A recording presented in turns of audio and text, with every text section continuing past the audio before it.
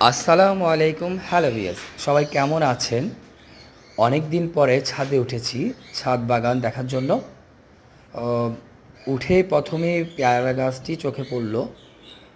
মাশাআল্লাহ, অনেক পেয়ারা ধরেছে, 20 হতে 25টি হবে।